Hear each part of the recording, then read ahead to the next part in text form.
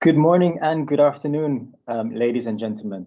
So on behalf of the GECKO Consortium, I would like to welcome you to this first day of our GECKO final conference. My name is Yannick Busse from UITP, which is the International Association of Public Transport. I'm also the coordinator of this project. And after 33 months, the GECKO project is now coming to an end. And with this final conference, we would like to present to you today and also tomorrow the results of this project. We have an agenda for you on our first day. We would like to provide a bit of a surrounding context of the project with some presentations about an overview of our results, the wider aspects of the project, looking also further outside, but then also going into presentations about the business models, the technologies, services, and also the regulations and the governance responses and frameworks of these new mobility solutions, which we have been discussing and handling in our project. And then also join us tomorrow, and we will then also look a bit further at a number of regulatory supportive tools we have coming out of the project, also recommendations for policymakers, and also how the results of the project fit within a sustainable urban mobility planning framework also. If you would have questions during our presentations and during our speakers and the conference today, we'll be having time at the end of the sessions for question and answer. So please take your questions and put these into the chat boxes of the conference. We will be going through these questions, and there will be the possibility to have questions and answer at the end of our session. So just briefly also about, most of you will be well aware of how this is working. As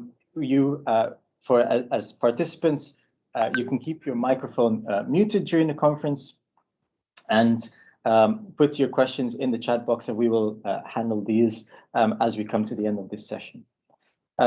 So now I would like to hand over to our first speaker. I would like to introduce my colleague, Emmanuel Dormerck from UITP. Emmanuel is the manager of the UITP Organizing Authorities Committee, also the Informal Transport Working Group, and is also head of unit of the Mobility Governance unit at UITP. Most of his career he's been working in public transport as an advisor in transport at the City of Paris, also working on metro projects at RATP, and also working at the regional authority also on transport projects there. So without further ado, I'd like to hand over to Emmanuel for our first presentation of today. Emmanuel, over to you. Thank you, Yannick. So can you hear me well? Yes, we can hear you well, and we can also see your presentation. Excellent. So thank you, Yannick, dear GECKO Consortium members, dear audience, and dear Yannick. Let me start by congratulating the team involved in GECKO for the great job which has been done over the past years, and the great outcome that is being finalized with this conference today. I would like especially like to thank Yannick, who's been the cornerstone in this project, for all the energy and talent that has been deployed for this project and to make GECKO be a real success. I'm pleased today to say a few words about the context within which GECKO fits, and this presentation will cover two aspects. First, I'd like to share with you some trends that have been observed on our public transport networks and that are related to mobility patterns, and of course we'll have a look at new mobility solutions. And second, I also would like to present to all of you today how UITP has been addressing this wide topic of regulation governance of new mobility solutions, and of course how GECKO fits in this very framework. Let's start. I'd like to start and share with you some trends that have recently been observed about mobility and our networks in our cities. I'd like to talk about also related and subsequent mobility needs.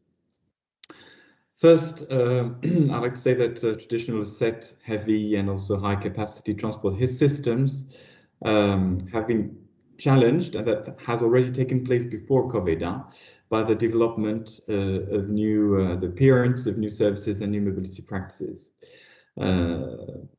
This covers a mix of new technology and also individual transport modes that have led to the deployment, the development, implementation of disruptive urban mobility solutions that we have seen appearing in various urban contexts worldwide in different types of cities, etc. Second, the pandemic and its aftermath in terms of level of patronage for the public transport sector and more widely in terms of mobility patterns have raised the awareness of how important uncertainty is today in our work for today, but also in our work for preparing the future. What is the new normal seems to be a widely shared but still open question. Third, in an effort to face the pandemic, the ecosystem of the public transport sector, authorities, regulators, operators, service providers, etc., all have been acting agilely and innovatively to respond to this crisis. And part of this response actually lies in the role that new mobility solutions can play, and that's fully in line with, of course, this project, GECKO.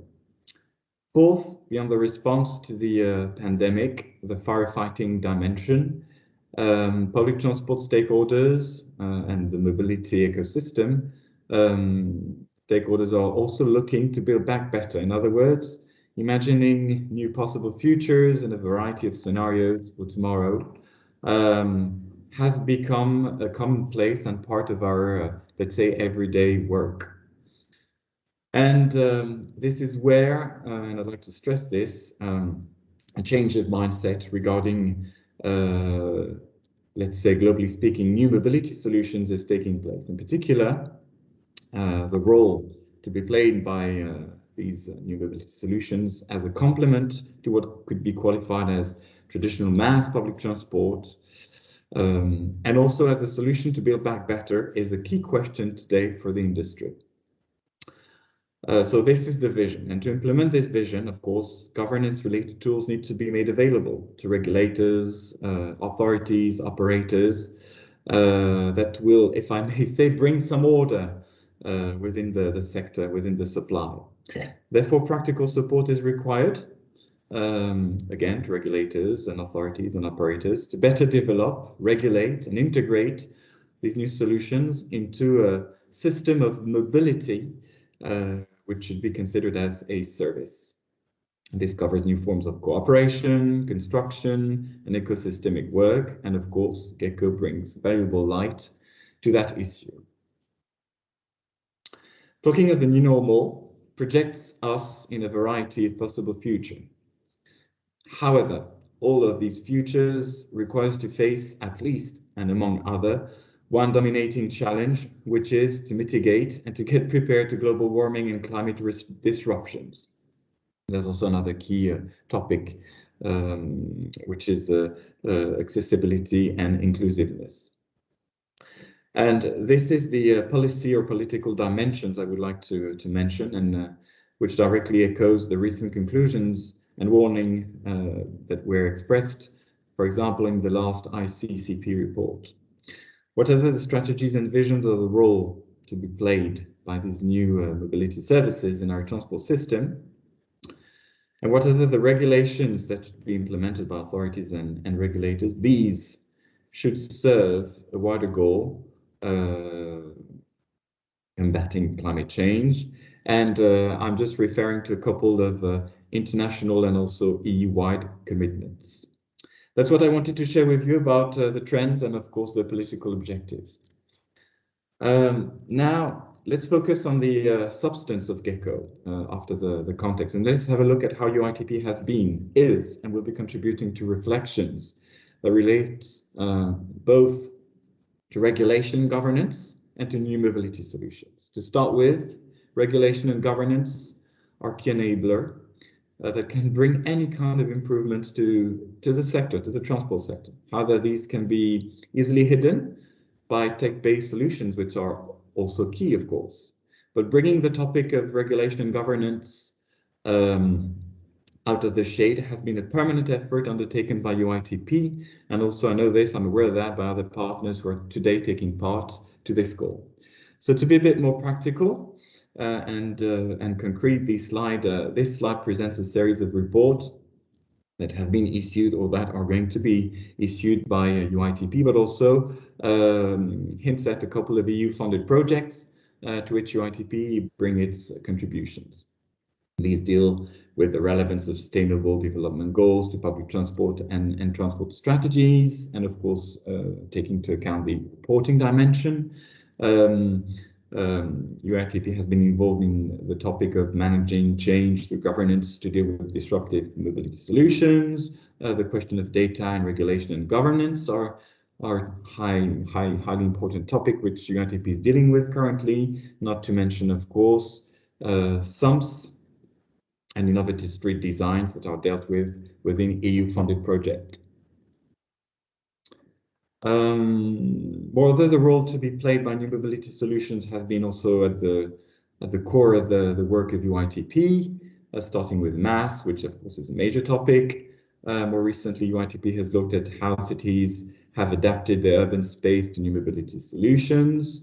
The UITP Asian office is looking at the topic of on-demand mobility of people, but also of commodities, not to mention the involvement, last but not least, of UITP in EU-funded projects such as Momentum, which are about transport models and planning support tools to capture the impact of these new transport options, new transport solutions on the urban mobility ecosystem. Right. By producing knowledge on all these subjects, UITP aims at contributing to improve understanding and, of course, to raise awareness of the key role of regulation and of new mobility services. In particular, this will contribute to some strategic topics, high-level topics that have been identified by UITP and that frame our integrated work plan. And definitely GECKO will bring some value to these four topics, which are create a more resilient transport system, referring to better integration, decarbonize our mobility system, bringing environmental friendly transport modes, advancing systems and services for a better urban mobility, and of course redefining our public transport system and our environment, urban environment, hinting particularly at the first and last mile solutions that can be provided by new mobility solutions. In short, UITP promotes the overarching goal of what we call mobility for life, with the key aim of promoting a car light city. And this requires, of course, to strengthen, build back better, etc., a sustainable and resilient transport system. And the freshly unveiled results from GECKO we're going to hear about today, relating to regulation and new mobility services, will strengthen even more all this work, which is ongoing, as you can see, and that will carry on in the coming years, and that should bring value to the mobility sector as a whole. That's it on my side. Thank you for listening. And should you have any question, I'll be happy to provide answers. Thank you. Thank you very much, Emmanuel. Okay, we will move swiftly on to our next presentation then. As I say, we will have a series of presentations, and at the end we'll have a question and answer session. So if you have questions so far, please put them in the chat and we'll have all opportunity to discuss these towards the end of our session. So next is a presentation about the project itself. We will have a presentation about GECKO now. I will speak to you about an overview of the results coming from the project. So within GECKO, you could see that basically one of the quick questions that we have is, how can we support authorities with better regulation and governance frameworks to meet our sustainable mobility goals? Some of these sustainable mobility goals that were already outlined by our previous speaker, Emmanuel also. And within this project, we had 6 strategic objectives, which we will go through some of them through our presentations today and tomorrow and through the results from the project. Firstly, what we wanted to do is set out what are the technologies, services, business models, and trends in urban mobility and in our society as a whole related to new mobility solutions. So we wanted to bring these first in picture, and then also what has been the responses on a regulatory and governance framework, and what have been the models that have been put in place to respond to these new services, technologies, business models, trends coming into our society and into our urban areas. So we wanted to put these into picture. Then we set out what are the characteristics, requirements of these regulations and these governance frameworks. We also had an extensive stakeholder engagement where we discussed this with various amounts of stakeholders. And then we set out what are our recommendations to policymakers that we would like to make for this project. And we have been disseminating the tools, the results, and the findings from this project continuously also. So here we see the 3 phases, the 3 dimensions of our project, which we have had. Firstly, as I said, this state of play where we wanted to identify the services, technologies, business models, and regulations and governances. Then we engaged with stakeholders through workshops, surveys, interviews, focus groups, webinars. And then we had a number of results which we will be discussing throughout this event, our knowledge bank, compliance map, policy recommendations, and adaptive regulation roadmap also. So we looked at, firstly, what are the innovations that we wanted to discuss and to look at in this project. And we came up with a number of innovation categories, which we thought were most relevant to deal with. So connected, cooperative, and automated mobility, infrastructure, network, and traffic management, shared and on-demand mobility, and also mobility as a service and mobility as a service platforms also. Then once we had these innovations in place where we had the description of what are the technologies, services, business models, etc., we looked at what are the regulatory responses that have put in place also. And we've been able to analyze and to collect these regulations, and you'll find this also on our GECKO compliance map, which we can provide and we'll be presenting to you also. We've been able to collect 228 regulations related to new mobility solutions, which you'll find in this database, in this map, which you also see visualized on the screen here also. And we'll have a presentation tomorrow to go into more details about this. Then we had extensive stakeholder engagement work. So we had a database of 187 stakeholders, which we were working with and in dialogue also with in this project. With this, then we had organized these stakeholders into 3 different categories. So they were from the public sector, from the private sector, and also other sectors such as academia, NGOs, other organizations, which were able to contribute to the discussion also. And with them, we then organized a number of workshops, 3 workshops in total, 1 physical workshop and 2 online workshops. We held webinars for the stakeholders, and there's also 4 podcasts which are available, and some will be still to release also on the GECKO website. So you can now access already these 3 webinars and podcasts on our website. Then we also came up with a number of recommendations for policymakers, and this is something we'll be discussing and presenting tomorrow.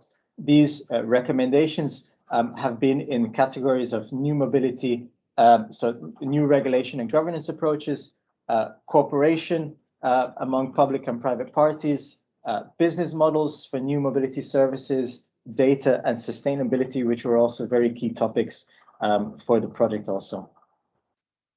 And as I said, you can find much more of our results on our project website, h2020-gecko.eu.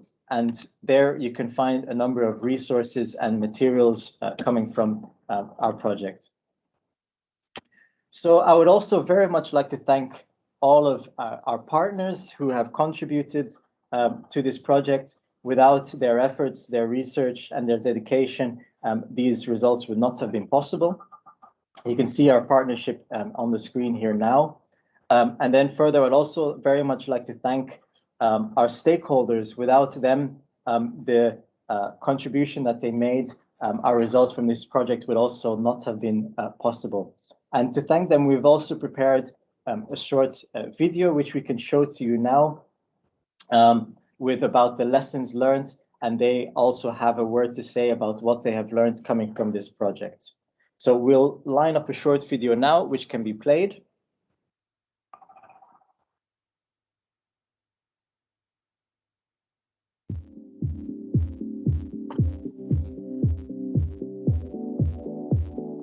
I found the GECKO project really valuable for learning about the industry perspective and the challenges the industry and cities and user groups like walkers face to integrate these new modes into our city streets and public spaces. The most valuable lesson I learned from my participation as a GECKO stakeholder was that sometimes we are working in silos, and I discovered that a lot of us have the same problem, and that we not only need intermodality for the passenger, but also on the supply side, and we need intermodality collaboration between service providers and authorities. The most valuable lesson that I've learned through being a stakeholder in the GECKO project is understanding the barriers that are faced by mobility providers in the private sector when it comes to legislation from territory to territory, and being more open-minded towards that. We learned that the new mobility options can be a kind of business, that there are a lot of hopes, there are promises, sometimes false promises, and of course there's also some potential. And we learned that it's necessary to have some regulations. We have to see that developments can be quite dynamic, so we have to adapt to these developments, not only technical developments but also societal developments. And we learned that we're not alone, that municipalities, cities face similar problems. Standards really can play a significant role in developing regulations, although we still have a ways to go to identify specific standards for several of the new mobility services, like mobility as a service. And the other is that regulations and guidelines that we're developing for new mobility services really should reflect the goals and objectives of the location where the regulations are being developed.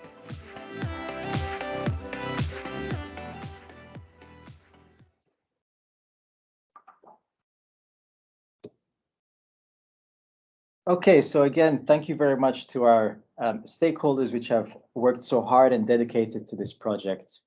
That's it for this presentation now. So we can now move on to our next presentation, which will be about the business models, technologies and services coming in from out of the project, which we have been looking at.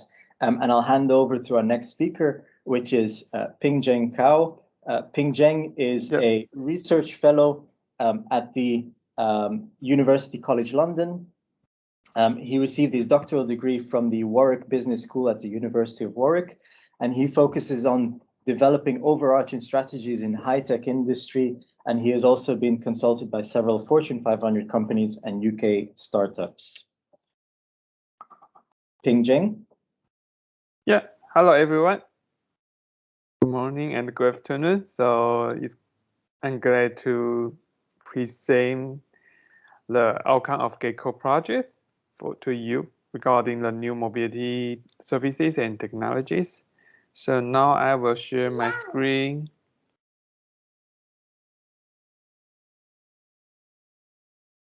Can you see my screen now and hear me well?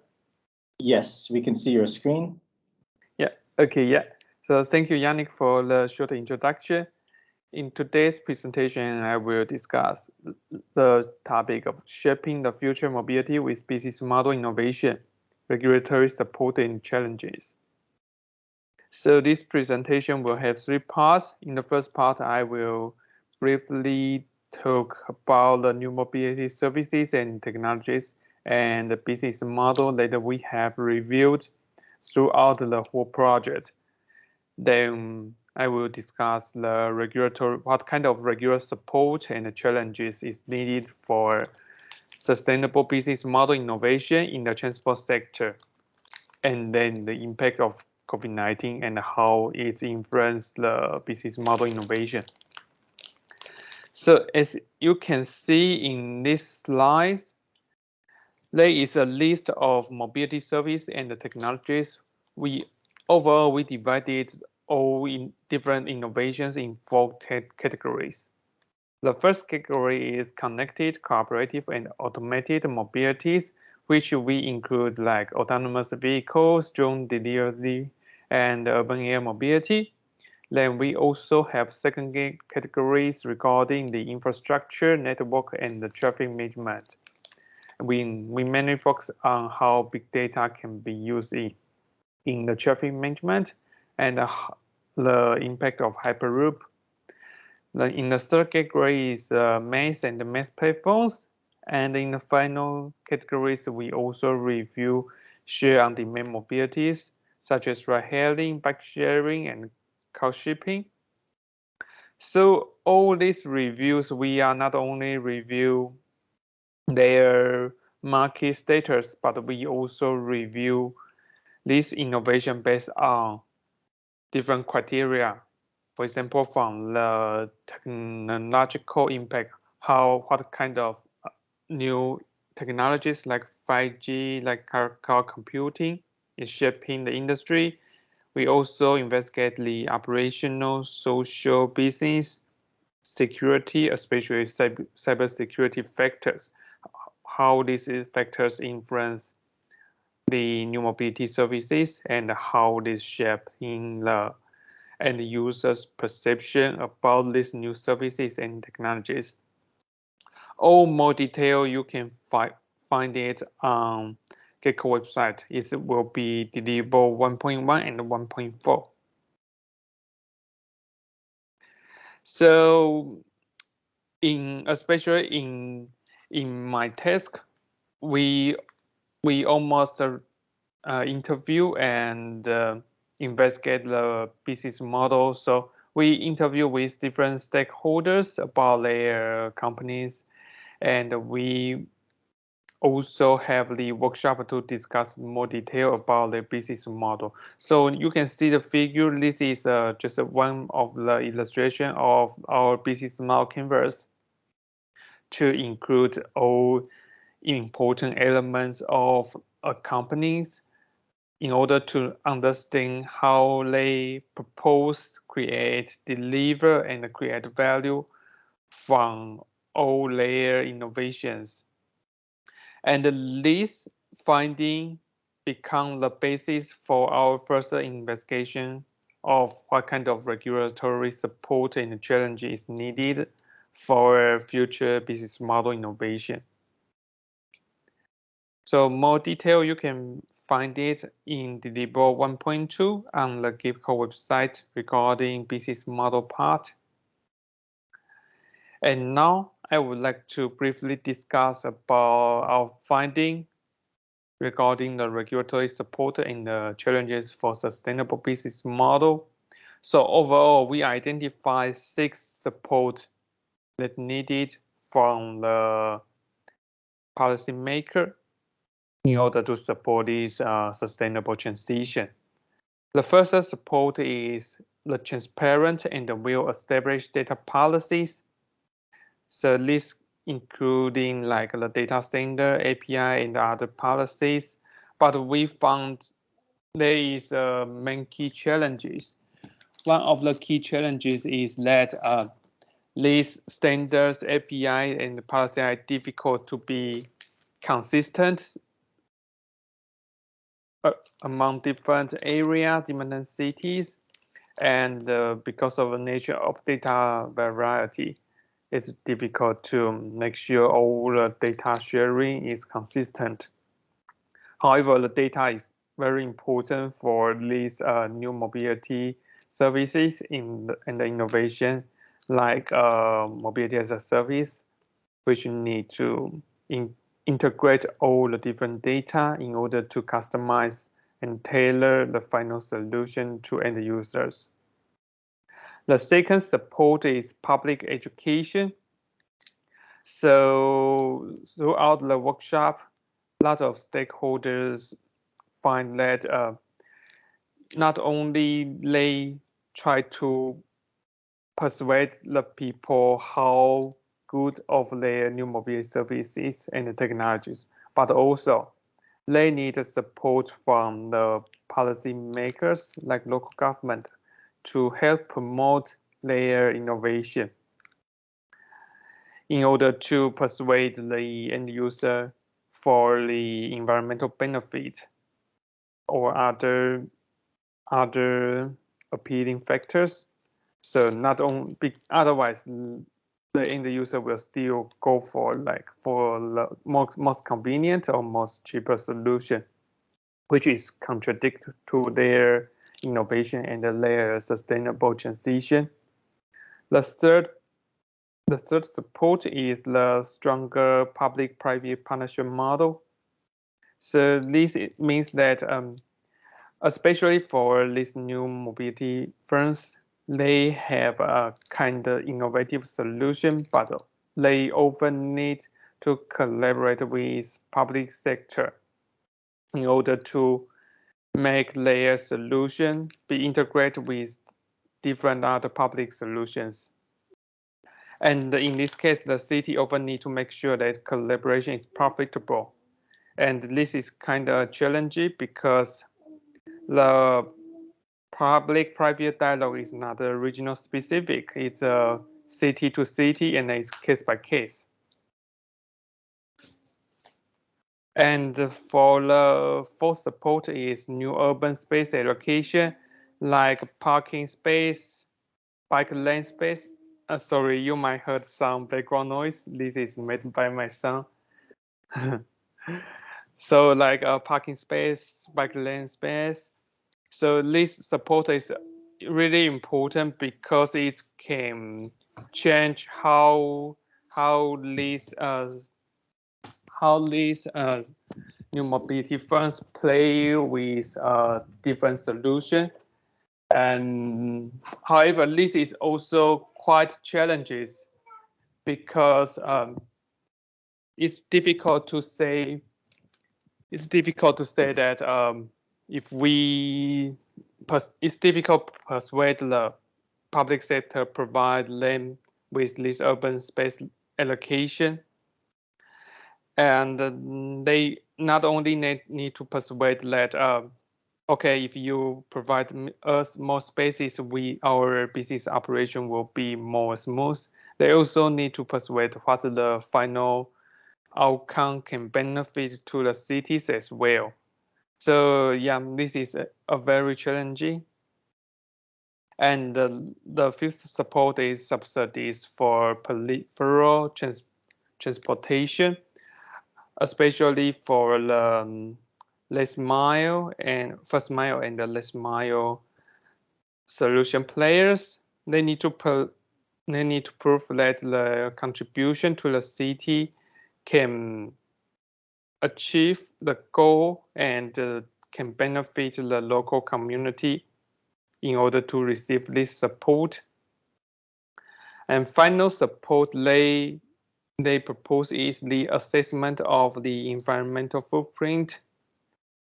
This is quite important to integrate this footprint into their solution as well.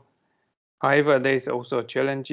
They need to charge the environmental impact, which might decrease the intention of end users and also increase the complexity of their business operation.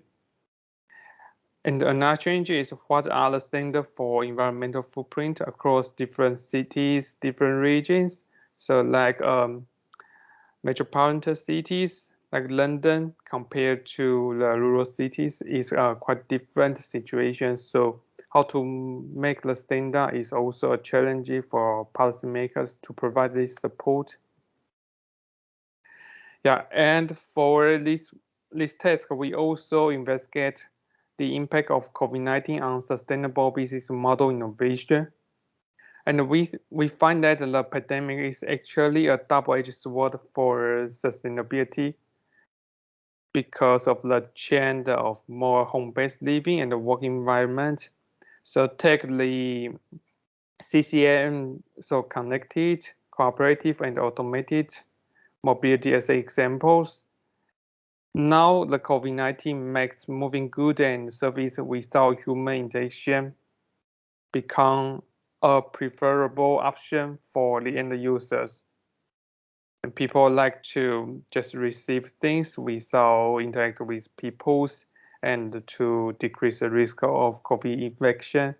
However, they also potentially increase car ownership now and probably more in the future. So this is an also unintended consequences for the sustainable transition. Yeah. So especially for COVID, we saw a lot of new mobility solutions become popular, but we also need to see the potential downside that the COVID will cause to the future sustainability. Yeah, this is my presentation. And if you have any question, feel free to text in the box, and we will discuss this later. Thank you very much, Ping Zheng. Okay, so we will now move on to our next speaker, which is Ignat Kulkov. Ignat is a doctoral student at the Laboratory of Industrial Management at Åbo Academy University in Finland. His research interests center around new technologies such as virtual and augmented reality, artificial intelligence, blockchain, and other mature industries. And he's currently researching the role of new technologies in transport and healthcare transformation. Ignat, would you show your slides, or would you like that from our side? Yes, please, because Teams still doesn't allow me to share the screen. Okay. I have just checked it. Then we will put your presentation.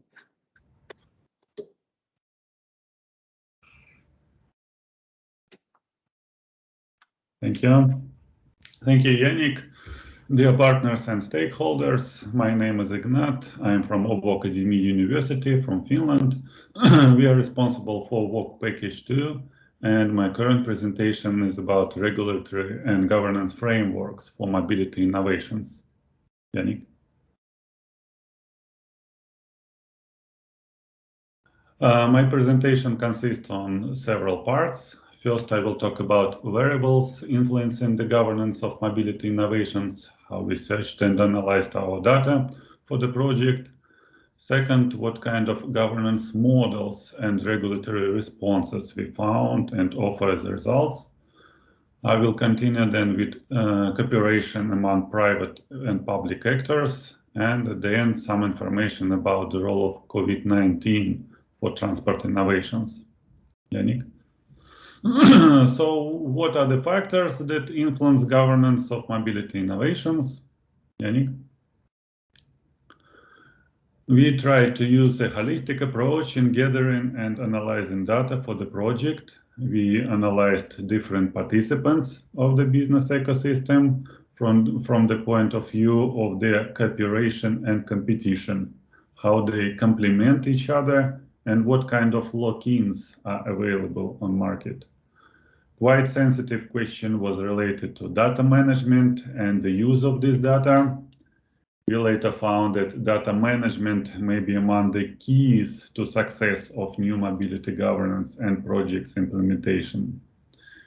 We analyzed current political and economical aspects that are already available on the market worldwide. Social aspects were important for private and public organizations and made sense on choosing and developing new mobility projects.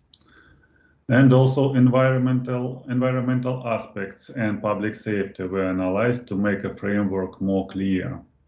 Yannick?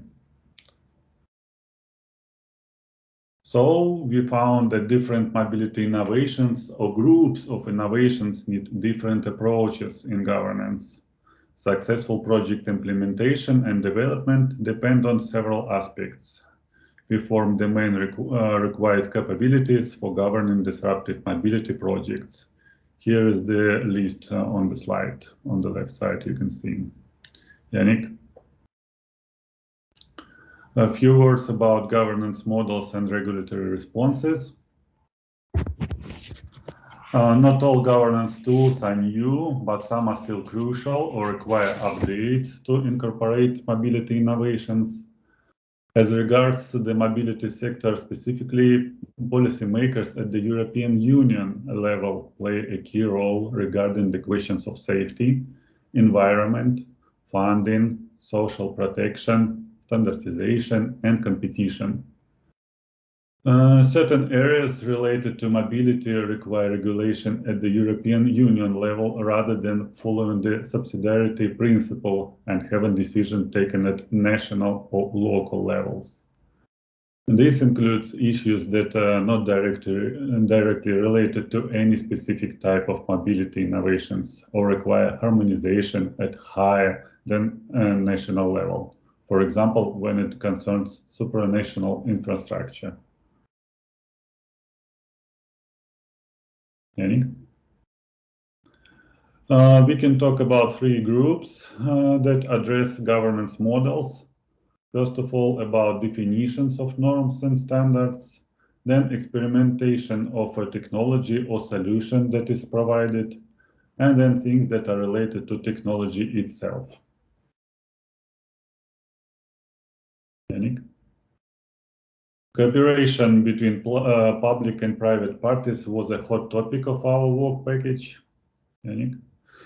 The entrance of new mobility players challenges the way public authorities organize the relationship with service providers, namely the traditional contractual framework.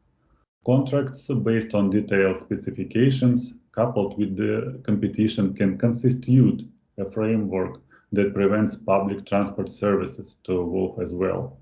Therefore, instruments such as Memorandum of Understanding that evolve over time can be preferred. However, when there is a greater clarity on the service to be provided, then a more solid contract could be used. Yannick?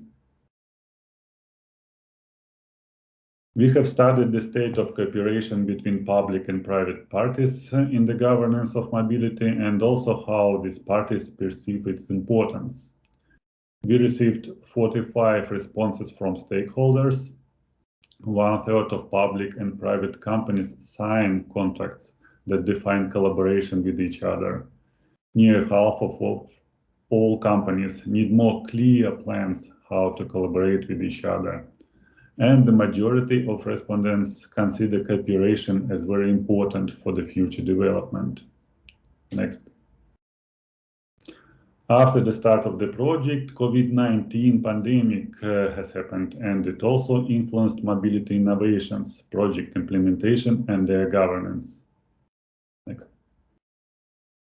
We found that COVID-19 has short-term and long-term impacts on the governance of disruptive mobility innovations. Different governance principles and models reflect pandemic on their own way. For example, the suspension of pilot project for the introduction of new types of mobility is worth noting as short-term constraints, while long-term problems may arise with the reduction of R&D projects in general due to uncertainty about the need in a post-pandemic world. By education, we mean informing passengers about transport safety and the possibility of returning to shared mobility.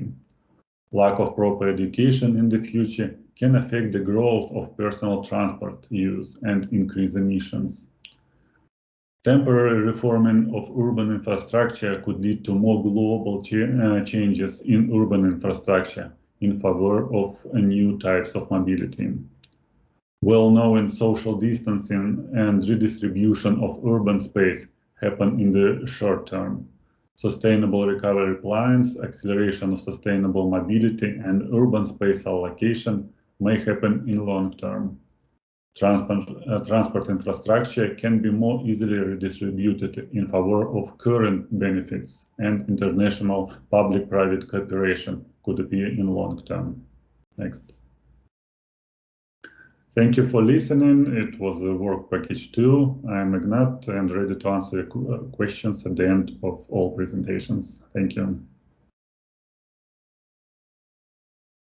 Okay, thank you very much, Ignat. So we have come to our end of our presentations. We now have some time for question and answer. If you would have those, then we could start this part now. So I'd ask kindly Emmanuel, Pingjeng, Ignat, but also our moderator for the question and answer to come back. You can switch on your camera. And Caroline will be moderating this part. Caroline has a PhD from the University of Bordeaux in atom optics, and she's passionate about new technologies, which has also inspired her to join Absiski as an innovation consultant. And since then, she has been studying new business models, regulatory frameworks, and in particular, these topics related to intelligent transport systems and disruptive mobility innovations. Caroline, so then I will hand over to you for the Q&A. And again, if you would have questions, please feel free to put it into the chat, or we will come to this now. But I'll hand over to Caroline first for this. Yes, so good morning, everybody. So thank you for listening all this presentation, and thanks presenters for these interesting presentations. Yes, so we start the questions now. So we have a first question. So which types of public-private agreements, MOU, contract, etc., proved to be the most successful? And does the model correlate with achieving policy goals? And which are good examples and best practice to governance models for new mobility services? So this is quite an important question. Maybe we share the question among all the presenters, but yeah, we can start. I could start with a word with that otherwise.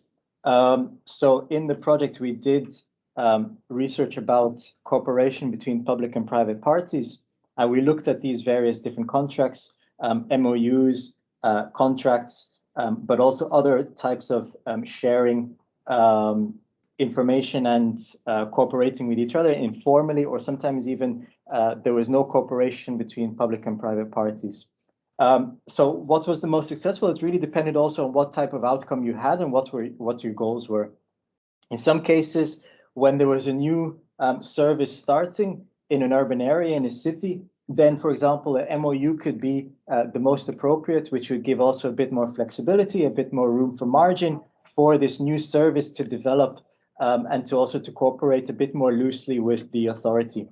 If, as we saw also in the survey results, if there was a need for more clarity between the two parties, then a contract would be the most appropriate tool to use in that case. An example of where I think this worked quite well, in the case of the MOU at least, was in the city of Lisbon. They had a number of shared services coming into their city, and particularly e-scooters, electric shared cars, electric shared scooters, mopeds, and this was really ramping up in terms of a number of operators. And they set an MOU in place, and they also set a structured dialogue in place with all of these service operators, where they would meet on a monthly basis, on a regular basis, to keep this dialogue going and to keep the cooperation going. So that would be one of the examples that I would like to highlight there. Okay, so thank you for this answer.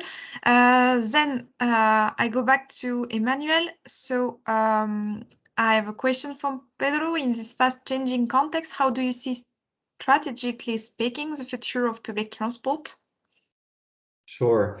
I would maybe just coming back to the previous question, I promise I'll answer this one, but I'm just thinking, and in line with what Yannick said, I think what's interesting is always to take into account the specific context, local context. And I think what is interesting with GECKO is that we have a range of options, a range of possibilities, a range of possibilities. And it's probably also interesting to take a sort of dynamic approach of these tools. Maybe we can start by something soft, if I may say, and step by step we get to something which is a bit harder or a bit more formalized or a bit more classical. And I think this dynamic dimension is probably to be taken into account as part of a success. So that was just a little compliment. To come back to the question, I think it's a really good question, but I think we have to be quite modest regarding this question, because situation is still not fully stabilized today. I think we're still in a new phase of this pandemic.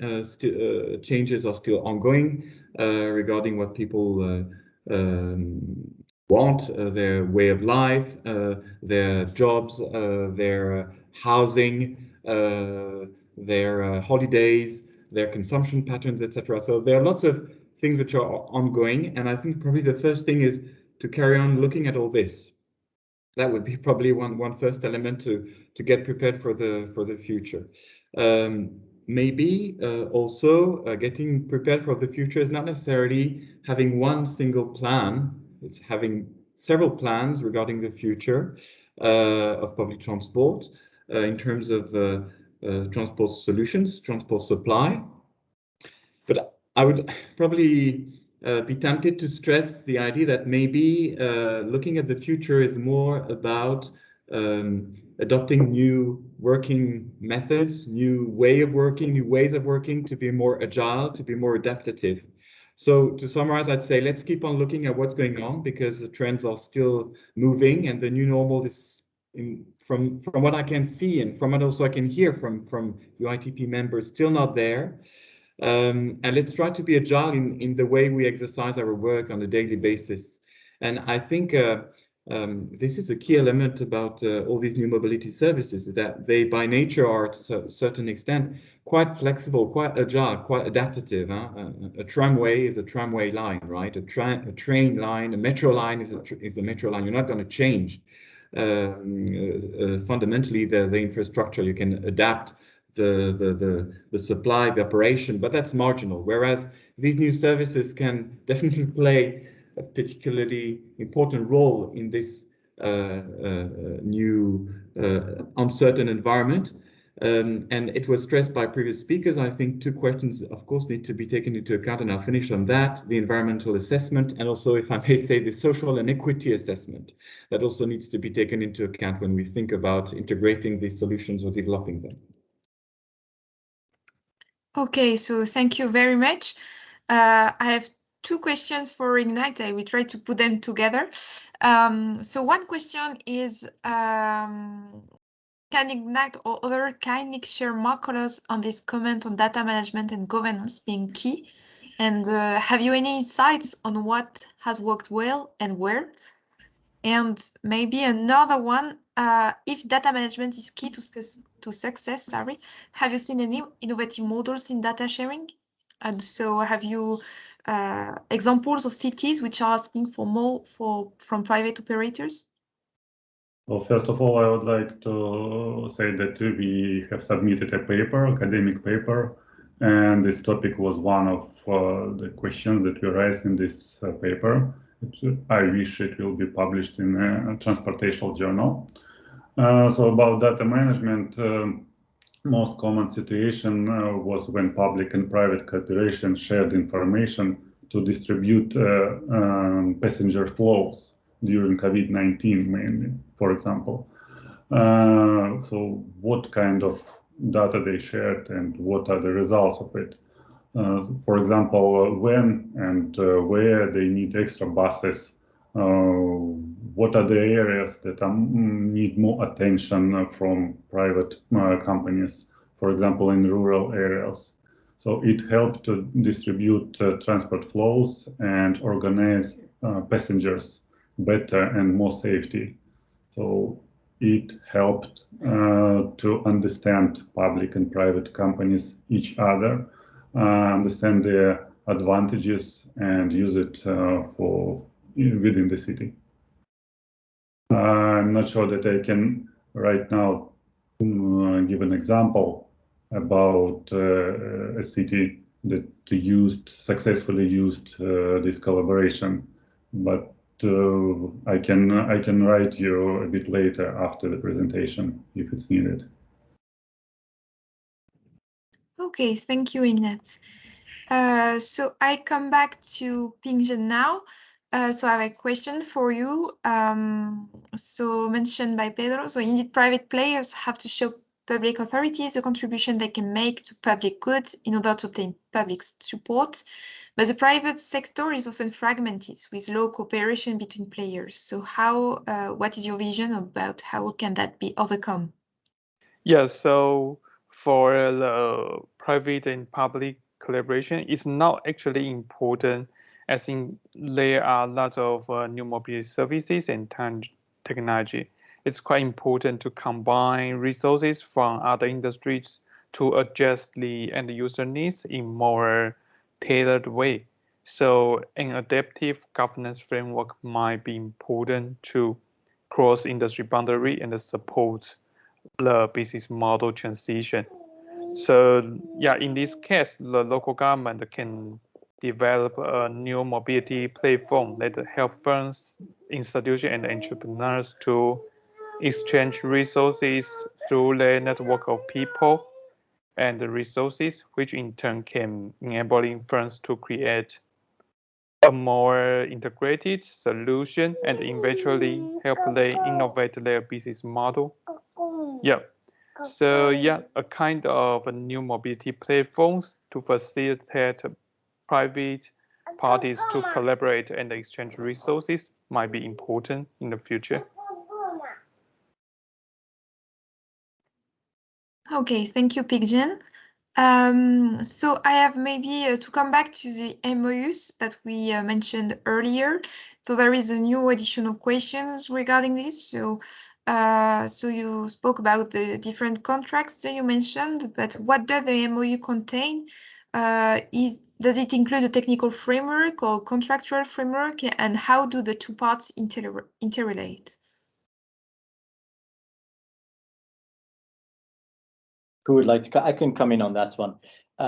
So we have done some research also, looking mainly though at the regulations in place, at what are the main characteristics which are written into these regulations. Not necessarily the contracts or the MOUs, but the regulations, what are the aspects that are part of this? And we saw, for example, for MaaS, for example, the key aspect that came into this was on data sharing. This was a key aspect there. For carpooling, car sharing, the aspects about parking, about the requirements needed for the operation. For bike sharing, an example there is also, again, requirements, what is needed for the operation there. And for e-scooter micromobility, an important aspect that came there, what we analyzed was related to safety. So we have done some analysis about what are sort of the key components, the key indicators in these regulatory texts. And then this is also something that would then also impact and influence the cooperation as a key aspect between the public and the private parties. And this also takes form into the contracts, the MOUs, which are also being shaped between the different parties.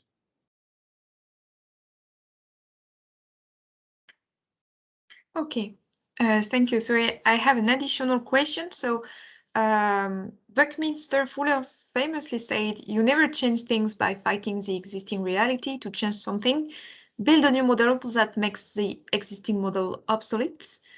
We are hopefully clear on the existing obsolete urban mobility model. How clear is the new model for you? So I think it's for everybody here.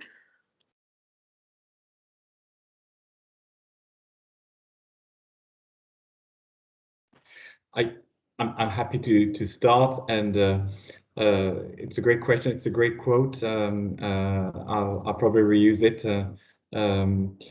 I think the conception of a new model is still being built, and I would be tempted to say not sure that we can find one single answer to this, one single model, but I'd be tempted to say that again, there is a dynamic approach to this new model.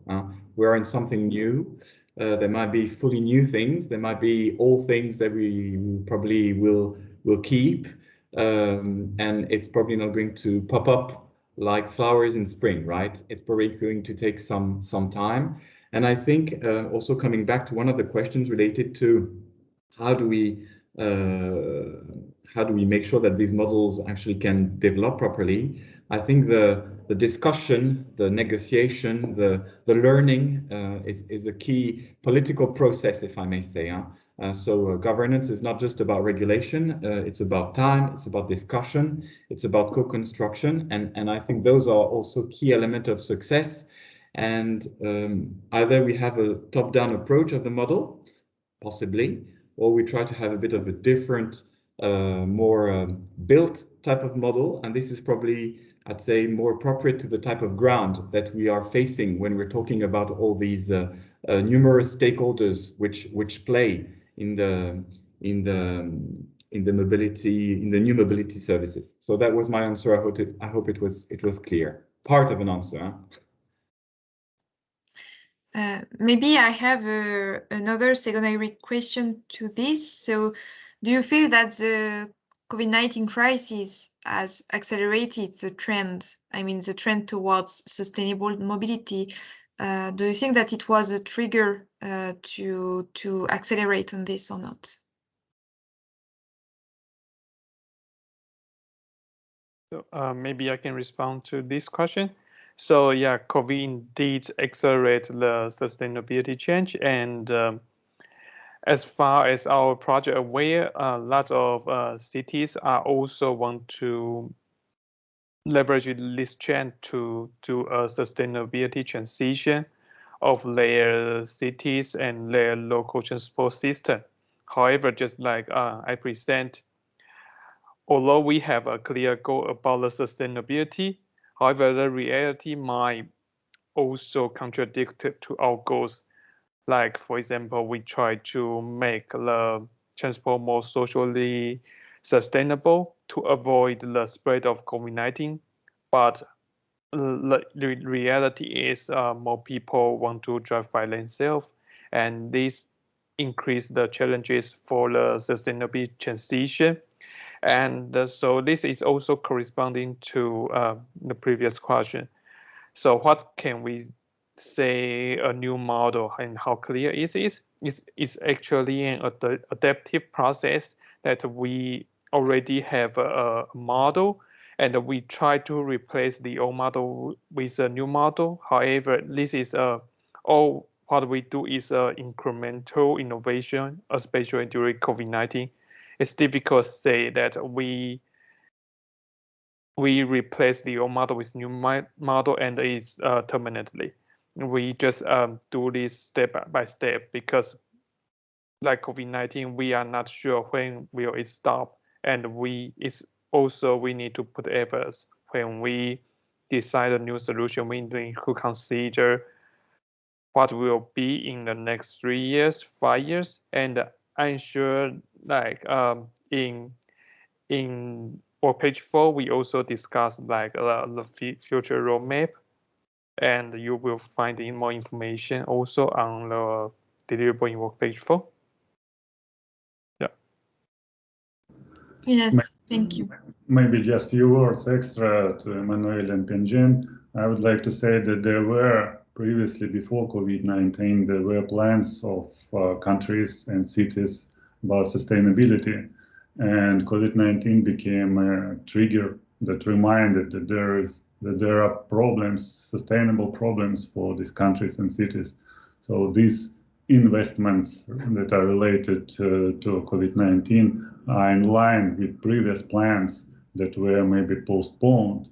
But COVID-19 said that don't forget about them. Let's continue working on this topic. Thanks. Okay, thank you, Inet. Emmanuel, Yannick, do you have something to add on this? Maybe just a question of sustainability. I think we're still landing, or still trying to land, or still to see where the runway is regarding the new normal, right? And there are some, let's say, encouraging trends regarding sustainable behaviors, but there also are some worrying trends regarding sustainable behaviors. I'm coming back to the subsequent question you mentioned. And if I understand right, I think it's important to really look at things how they are and see that actually sometimes people prefer to come back to their cars instead of using public transport, or instead of using sustainable modes or new mobility services. Maybe people would change also their again their lifestyle, and they will live in a more in a less dense urban area where cars are more dominating. So how do we make sure that there is a tension between these goals, between these elements? So I think there must be a strong political will, a strong political dimension with really the aim of trying to make sure that, okay, we encourage those positive trends which are there, which are easy, the push measures, but we also, to a certain extent, try to make sure that we avoid some negative trends. And again, this requires some political will, right? And with the political will, all the tools which are provided by GECKO will also help implement a series of options that will help, let's say, reach this goal of a full sustainable mobility system and practices. Yes, thank you, Emmanuel. I have one question from Raphael. So what insight was brought in by vulnerable groups, for example, PRMs, elderly, children, cyclists, pedestrians, during stakeholder engagement? And how do you view accessibility and inclusiveness being brought into future transport systems? I can say something maybe about this briefly. So we did, as I said, we did an analysis of the regulations, and we saw that this was also a key part spread over the various innovation sectors. They would also include, and this was one of the indicators that we had, social aspects, aspects about vulnerable groups, how to engage and to bring various citizens onto these new mobility services. This was also part of the regulations. And then when we looked at the needs and requirements for various end users, we were able to see also some various shifts and different aspects depending on the new mobility service. So in some cases, there would be various requirements for younger persons, but also for older persons, for vulnerable groups, other vulnerable citizens that are using the transport systems. And we have also working on a report which has some results for this also, which will be on our website, which we have published. But I think the main results will be coming in from this report, which we are still will be published onto our website at the moment. But this certainly also impacts the regulatory process, and it also has to be part of the conversation between the authority and the new mobility operator also.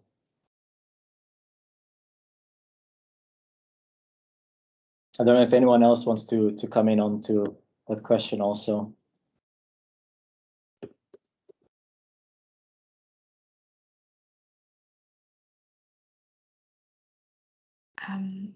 Okay, if not, I just put on the chat the link towards the deliverable on the website.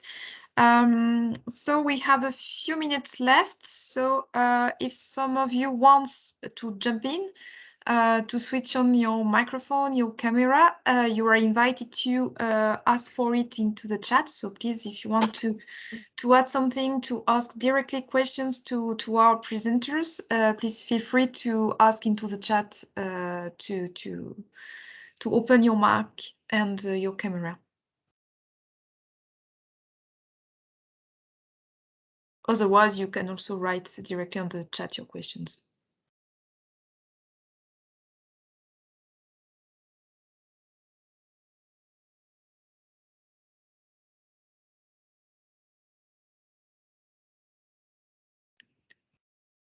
Okay, so maybe no volunteer to switch on your mic. Yes.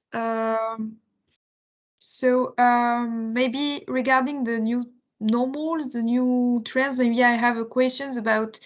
Recently, the last question was about the stakeholders thought regarding inclusiveness, etc. Maybe I have one question regarding about the feedback from stakeholders, because the new mobility service is quite disruptive. So how do they have to adapt regarding the COVID-19 crisis? How do they have how they were impacted? I mean, how do they have what the effort they have to carry out in order to incentivize people to drop actually the car ownership towards these new mobility modes?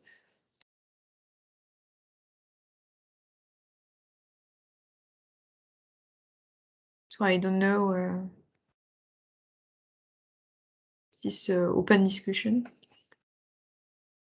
I don't know if, for example, from UITP side, you collect some information about public transport, because about what kind of public education, etc., what was put in place in order to bring back people into public transport.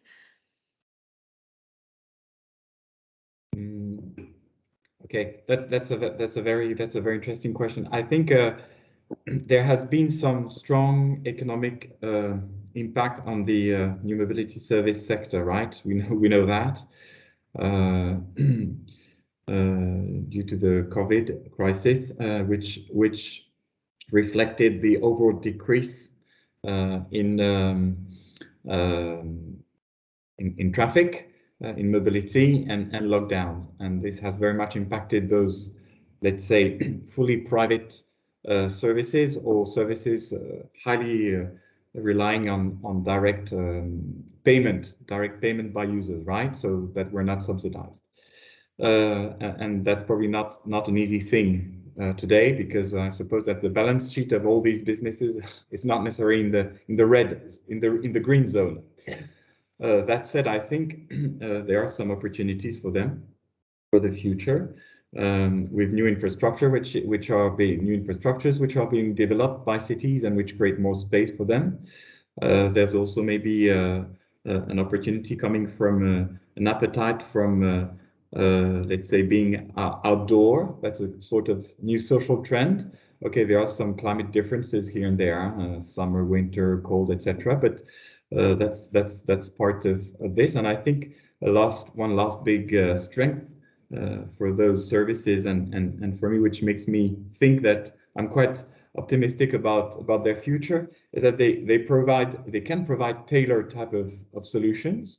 Mobility, it's an individual, for example, service shared, but still can provide some sort of individual service, which is quite important if you want to compete with the car. So sorry, I hope I have understood your question properly, but I have identified some challenges, but I think also some opportunities for the sector in the future. Yes, thank you. So I have a last couple of questions before closing this very interesting conference. So first one, so in relation to cooperation, what were the key ingredients and what insights about trust building between players? I can say a word about that, I think. So firstly, we were also able to identify some of the problems and some of the issues in cooperation and trust between parties. So firstly, to say that there is also a lack of trust between public and private parties. They can have, these various stakeholders can have different goals, and this can lead to also tensions between the two. So for the private side, there could be a tension which leads from their business model. From the public side, it could be a tension which leads from the policy-making process, and this can lead to this tension between these two parties. They could also have difference in focuses and difference in competencies, where from the private side, they could see the public sector as having a lack of technical competencies or a lack of agility also. And from the public sector, they can see the private side sometimes as having a lack of understanding of the policymaking process. Sharing and cooperation with data can also be an issue, but we were able to also look at how what could be some of the solutions to this, as the question is saying there, to build trust between these two parties. It could be various platforms, forums, places where they can interact, which was also mentioned by Ping Zheng in a previous question. This could be an aspect, but also from the authority side, having clear goals, a clear process of working. Also, sometimes just quite simple things as having maybe a process set in advance of how to deal with new mobility solutions when they are entering into a city. So this is also clear before the new mobility provider comes into this city, and who to contact and how to go about this way. And also data, how to cooperate with data is also something that can also lead to a stronger trust between the two. So that's what some of the issues, but also some of the possible solutions which could be to complement each other and how to come into each other then. Yes, thank you, Yannick. So, and I would like to thank all of you for all the questions, very interesting you are asking too. So maybe we will close after the final couple of questions if you have a few minutes left. So the first one is regarding shared mobility. So we do see a rise in shared mobility, but we can also see the automotive industry's pressure to go back to business as usual, only now electric. Putting yourself in the shoes of policymakers, how do you think they look at the disruptive innovations you've been researching? I can say a few words about it because there were hot discussions in the lab when we talked to who could win. Is it the automotive industry? Is it automotive industry with electric component? Is it shared mobility or whatever? So nobody knows, I would like to say, and there are different opinions. So if somebody knows what kind of industry could win or what is a company could become a unicorn, definitely everybody will invest in this company and in this industry. So it's very hard to recommend somebody what to do. For example, in the cities, approximately the same cities could be different situations where e-scooters work fine, and in other cities they don't work at all because of geographical location, because of people mentality and so on. It's very hard to give recommendation. It should be studied. Every case should be studied from the very beginning, and then maybe we could provide some recommendations. I don't think that we can provide general recommendations for all policymakers. Okay, thank you, Ignat. And the last question, so maybe it's also for you, it's regarding the governance models. So on governance models and frameworks, any particular insights regarding metropolitan scale? Metropolitan scale. Maybe my colleagues could help me.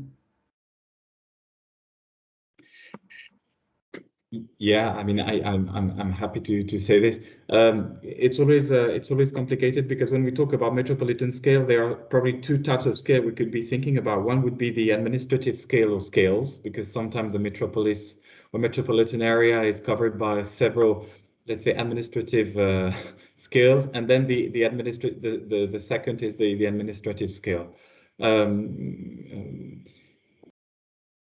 Again, I think one question that could be interesting to deal with those new mobility services is a political vision of what do we want these new services, what role do we want these services to play? Do we want them to help reduce, let's say, peak time and reach the goal of social distancing public transport? In which case we would try to put them, or try to encourage the use of them alongside, let's say, high capacity transport, mass transit systems, or do we would like to encourage this these new services to be, let's say, more in a complement way, and you know, as playing the role of a feeder mode. So this would probably imply that we would probably look less at city centers and probably more at, let's say, suburban areas. Do we think that we could encourage certain types of services in rural areas, etc.? So I think this question of metropolitan scale could be, first of all, dealt with by asking ourselves what role we want to play with that.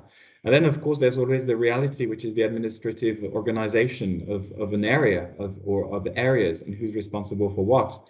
And then we come back to all the recommendations that were made by GECKO regarding the different, let's say, layers or different flexible types of governance models that could be adopted and that could help to a certain extent overcome the barriers, if I may say, that naturally come from administrative organizations. Yeah, I will just quickly add a word to that also before I think we can then close after that. And so in the project we were looking at not necessarily how the governance models are so fit within larger or smaller cities, but more about the technological implementation of the services or the solutions. So we made also a scale on this about how developed and how advanced is the technology, and then also some corresponding governance and regulatory approaches on that. So if there would be looking more towards the definition of the norms or the standards, then we could see that there was more collaborative approaches of governance that would be fitting for this. If it was more related to the experimentation of a service itself, then it could be something as binding rules or regulatory sandbox. Or if the technology was already in place, then it could be, again, also a market approach or binding rules or a collaborative approach also. So this is something that we looked at, not necessarily on the size of the city, but more along how it's been implemented, the technology in these cities. And now I'll close there. Thanks. Yes, so thank you all of you for the very interesting question. Thank you, the presenters, for the interesting answers and the interesting conferences and presentations. So I don't know if I close the conference or if it's you, Yannick. I can say a word about this. So yeah. Thank you very much to all of our participants, all of our speakers for today. So we'll be closing now. As you will have seen in the program, we have had this session here this morning. Just to be clear, this afternoon will be the same session being repeated, but also then for a different geographical audience. Then hopefully we'll get a few participants from the Americas joining there.